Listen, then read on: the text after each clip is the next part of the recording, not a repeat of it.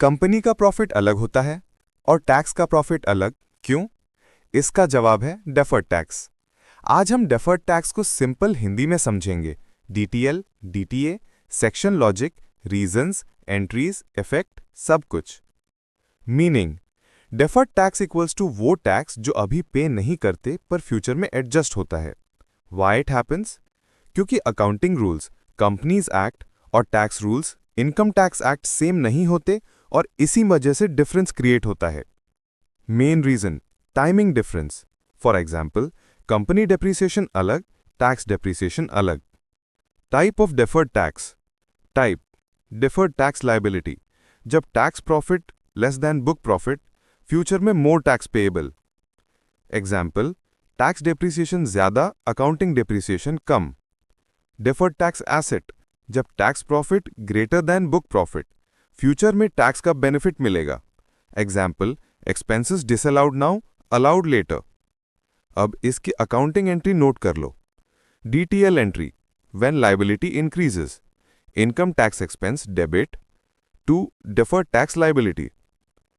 DTA entry: when asset increases, deferred tax asset debit to income tax expense. Purpose: company के real tax impact को show करना, financial statements को fair बनाना, timing differences को adjust करना। Effect: net profit accurate होता है, tax expense smooth होता है, इन्वेस्टर्स को क्लियर पिक्चर मिलती है। अब इस पे प्रोज एंड कॉन्स देखते हैं। 1. Financial statements become realistic. 2. Shows true long-term tax impact. 3. Better decision making. 4. Calculation complex. 5. Requires expert judgment. दोस्तों, एक प्रैक्टिकल एग्जाम्पल देखो। Company bought machinery for ₹10 lakh. Tax depreciation equals to ₹40,000. Book depreciation equals to ₹20,000. Tax profit come, book profit ज्यादा। DTL बनेगा।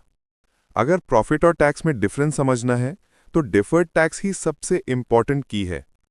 DTL और DTA में से आपको कौन सा कॉन्सेप्ट ज्यादा कंफ्यूजिंग लगता है, कमेंट में बताओ।